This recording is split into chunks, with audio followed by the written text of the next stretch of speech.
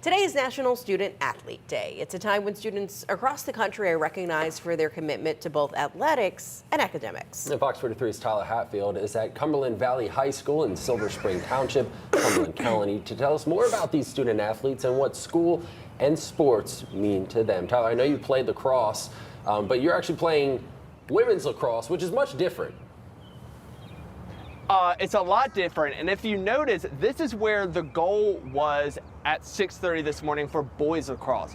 But for girls, they have to move it back. I'm joined here with Meredith. She is a senior girls lacrosse player here at Cumberland Valley High School. And Meredith, why did they have to move it back?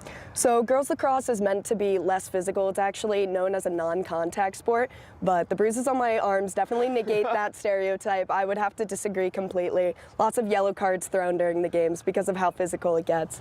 But girls lacrosse, the net is moved back specifically because we're running larger length of the field, so it's meant to be more of passing, catching on transition, less than a one-man show where you're just running it down.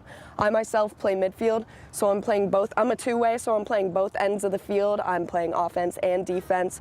So if I get the ball on defense, I get the ground ball, I'm looking up to pass it in transition immediately because it's more of a, I would say, a little bit more of a team aspect. Yeah, you kind of have to do a lot more playmaking. A lot of playmaking, playmaking, a lot of motions, and even if you get fouled, if you see this orange ring around us, that's the 8 meter. Yep. If you get fouled in that, or if you get called for shooting space, you basically get a free shot on the goal. But that's a little misleading because the defenders will crash in on you, so it's harder to make the goal than you'd think. All right, so you've been here at Cumberland Valley for about 4 years. You're a senior now. You know, how has it been balancing both schoolwork and then, coming out here on the lacrosse field? It's definitely been a challenge. I think it's been the most challenging part of my high school experience.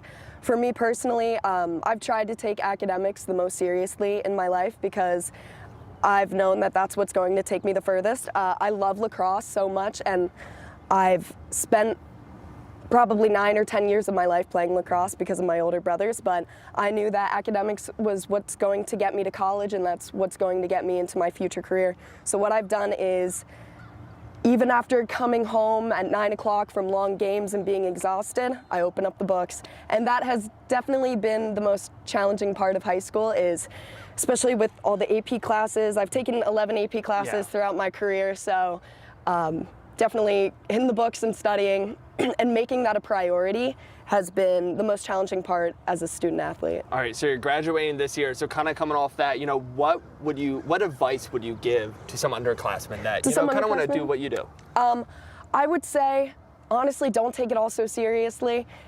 Have fun playing your sport, because I have the most fun in lacrosse when I'm making the most of it, when I'm laughing with my friends, when I'm cheering everybody on.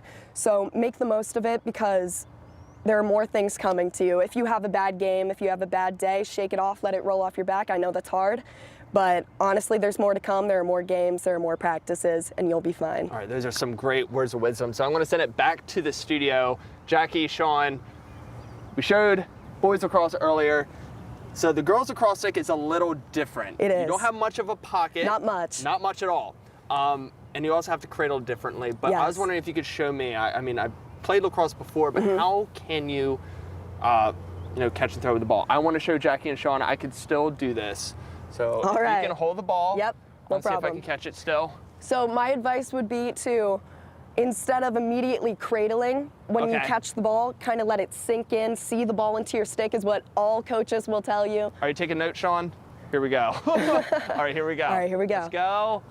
Yes. All right, yeah, see, there we go. See, I still got it. 4 or 5 years. I haven't played in a while, so. It's like riding a bike there, Tyler. Just catching it. It is definitely a lot harder, like we were saying, the sticks, the smaller pocket. So impressive young woman out there, student athletes are just definitely a lot. I have a feeling if we have the rest of the ladies on the field, I don't know if Tyler will do as well with that one. No, But so. nice try, Tyler. Yeah. We'll check in with you a little later.